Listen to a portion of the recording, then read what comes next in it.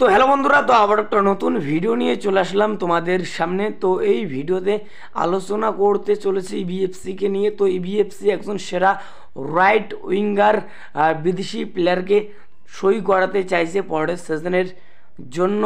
তো প্লেয়ারটার সাথে কথাবার্তা শুরু করে দিয়েছে। তো কোন প্লেয়ারকে, কোন রাইট উইঙ্গার বিদেশি প্লেয়ারকে সই করাতে চাইছে তো তোমাদেরকে এই ভিডিওতে বলবো। তো ভিডিওটা কিন্তু গুরুত্বপূর্ণ হতে চলেছে, তো পুরো ভিডিও দেখার জন্য কিন্তু অনুরোধ রইল তোমাদের কাছে। আর ভিডিও ভালো লাগলে অবশ্যই একটা লাইক করে চ্যানেলটাকে সাবস্ক্রাইব করে দিও ইবিএফসির সমস্ত রকম আপডেট পাওয়ার জন্য। তো প্রথমে যে আপডেটটা দেবো তোমাদেরকে, গুরুত্বপূর্ণ আপডেট রায়ান উইলিয়ামসকে নিয়ে। তো রায়ান উইলিয়ামসকে তো তোমরা সকলেই চেনো, যথেষ্টভাবে ভালো মানের বিদেশি প্লেয়ার। তো এই সিজনে রায়ান উইলিয়ামস বেঙ্গালুরু এফসির জার্সি গায়ে কিন্তু দুর্দান্ত কিন্তু খেলেছে। তো যে কটা ম্যাচ খেলেছে অসাধারণ কিন্তু খেলেছে। তো এই প্লেয়ারকে এবার দলে নিতে চাইছে আইএসএলের ক্লাব পাঞ্জাব এফসি। তো পাঞ্জাব এফসি এই রায়ান উইলিয়ামসকে দলে নেওয়ার জন্য মরিয়া হয়ে পড়েছে পরের সিজনের জন্য। তো প্লেয়ারটার সাথে কথাবার্তা কিন্তু শুরু করে দিয়েছে পাঞ্জাব এফসি। তো প্লেয়ারটাকে একটা ভালো কিন্তু অফার করেছে। তো এখন এটাই দেখার বিষয়, রায়ান উইলিয়ামস বেঙ্গালুরু এফসিতে থেকে যায় নাকি পাঞ্জাব এফসিতে যোগ দেয়। তো এখন এটাই দেখার বিষয়।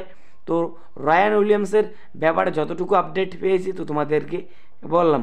তো এবার যেটা আপডেট দেবো তোমাদেরকে, গুরুত্বপূর্ণ আপডেট ইবিএফসিকে নিয়ে। তো ইবিএফসি একজন সেরা রাইট উইঙ্গার বিদেশি প্লেয়ারকে সই করাতে চাইছে। তো প্লেয়ারটার মেইন পজিশন হলো রাইট উইঙ্গার। তো রাইট উইঙ্গারের পাশাপাশি সেন্টার ফরওয়ার্ডও কিন্তু খেলতে পারে এই প্লেয়ার। তো প্লেয়ারটা বর্তমানে খেলছে সৌদি প্রো লিগের ক্লাব আল ফাতের হয়ে। সেই লিগে 21টা ম্যাচ খেলেছে। তো 21টা ম্যাচের মধ্যে 10টা গোল এবং 6টা কিন্তু অ্যাসিস্ট করেছে এই প্লেয়ার। তো প্লেয়ারটার নাম হলো মারুট বাটনা। তো এই মারুট বাটনা, তার মার্কেট ভ্যালু 4.4 কোটি টাকা।